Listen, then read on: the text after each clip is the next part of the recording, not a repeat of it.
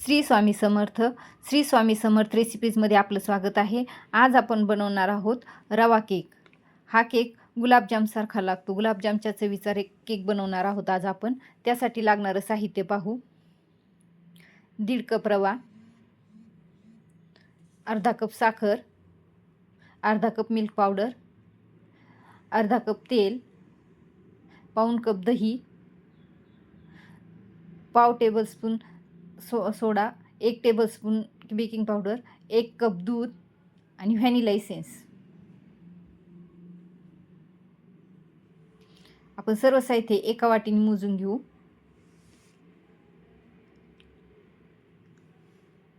आता हा डायरेक्ट मिक्सरच्या भांड्यातच बनवणार आहे मी याचं बॅटर. 1.5 कप रवा,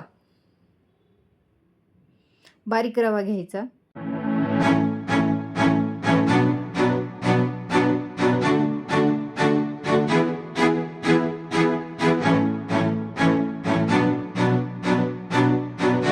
त्याच वाटीने अर्धी वाटी साखर,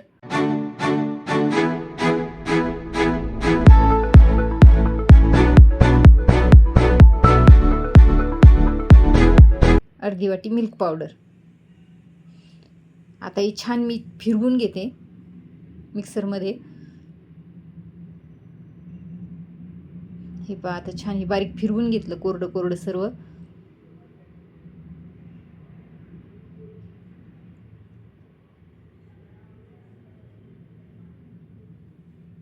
त्याच वाटीने मोजून अर्धी वाटी तेल,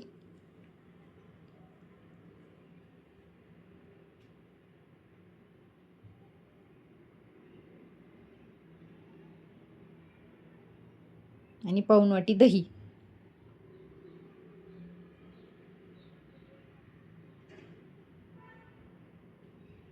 आणि अर्धी वाटी दूध.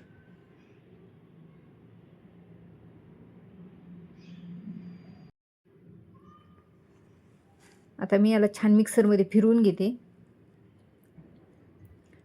याच्यामध्ये मी अजून अर्धी वाटी दूध टाकलं आणि फिरवून घेतलं. आता हे मी 15 मिनिटासाठी मुरवायला ठेवणार आहे, असंच मिक्सरच्या भांड्यामध्ये. आता छान हे 15 मिनिटं छान मुरवून घेतलं. आता त्यामध्ये थोडंसं व्हॅनिला इसेन्स टाकलं,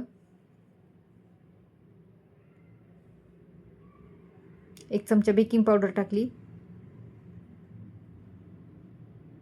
पाव चमचा सोडा टाकला. आता याला मी पुन्हा फिरवून घेते छान.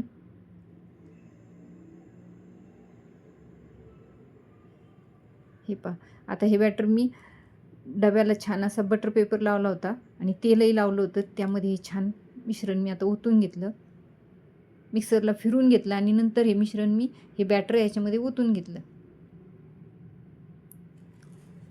आता मी कुकर अगोदरच फ्री हीट करायला ठेवलेला होता. आता हे सर्व मिश्रण मी ह्याच्यामध्ये टाकून घेते. मला याला पूर्णपणे 1 वाटी दूध लागलं. आता याला छान असं टॅप करून घेते, म्हणजे त्याचे जे बबल आहेत ते निघून जातील.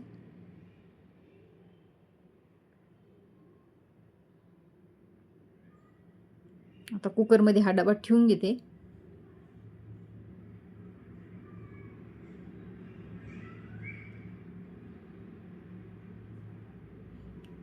आता याला मीडियम फ्लेमवर 40 मिनटं बेक करून घेते. 35 ते 40 मिनटं.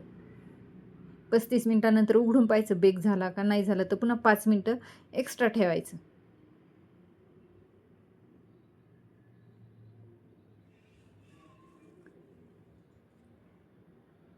हे पहा, आता 40 मिनटं झालेत. मी याला काढून पाहते. कलर छान आलाय. त्याच्यात सुरी टाकून पाहते. सुरी क्लीन आली तर केक झाला आपला. सुरी क्लीन आली, आपला केक छान झालेला आहे. आता याला छान बाहेर काढून घेते.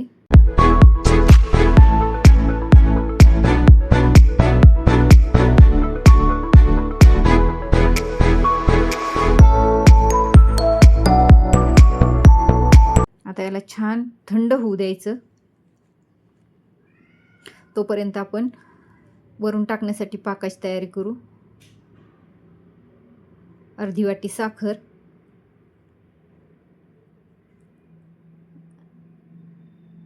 आणि अर्धी वाटी पाणी. याला छान एक 2-3 मिनटं छान उकळून घ्यायचं. म्हणजे असा गुलाबजामचा पाक असतो तसा पाक तयार होतो. जास्त असं एकतारी पाक वगैरे करायचा नाही, थोडासा चिकट करायचा, फक्त गुलाबजामला करतो तसा पाक तयार करायचा. आता केक थंड झालेला आहे, त्याच्या छान अशा कडा सोडवून घेते.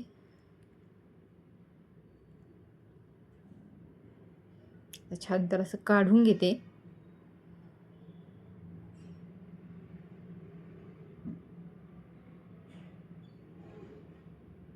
हे पहा किती छान केक निघालाय.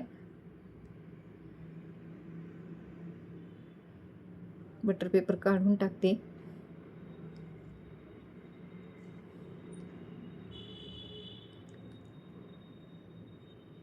आता या केकला मी पुन्हा त्या डब्यात भरून ठेवणार आहे.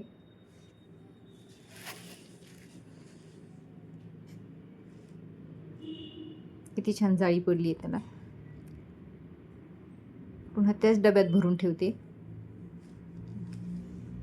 म्हणजे छान कट करता येईल. आता त्याला स्क्वेअरमध्ये छान असं कट करून घेते.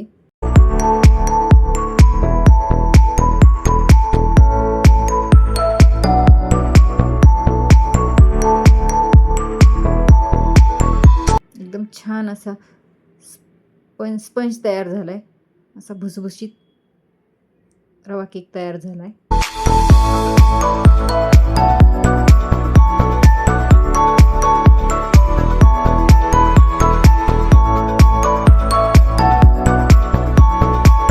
आता आपण बनवून घेतलेला पाक पण थंड झालेला आहे.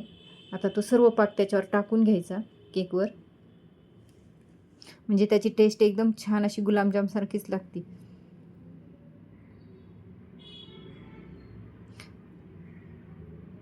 असं पूर्ण ह्याच्यावर छान पाक टाकून घ्यायचा. सर्व पाक असा त्याच्यामध्ये मुरतो.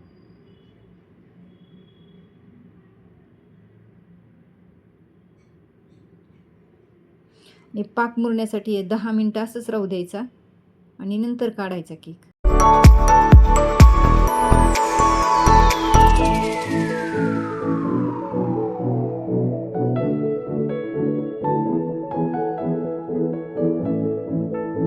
सगळ्या बाजूने पाक टाकून घ्यायचा.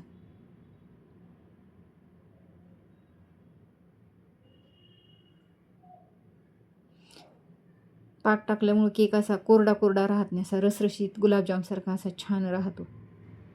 हा केक 8 दिवसही राहतो रूम टेम्परेचरवर, आणि फ्रीजमध्ये ठेवला तर 10-12 दिवस टिकतो.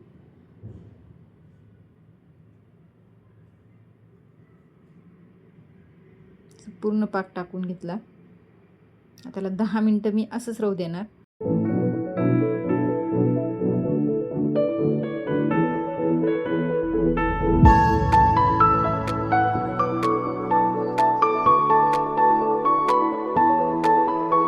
हे पहा 10 मिनिटांनी पूर्ण पाक शोषून घेतला त्यांनी.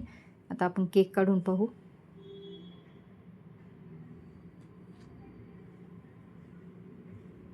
हे पहा किती छान असा सॉफ्ट आणि स्पंजी केक तयार झाला. हे पहा किती छान केक तयार झाला. लाईक करा, सबस्क्राईब करा, आणि रेसिपी कशी वाटली ते कमेंट करून सांगा.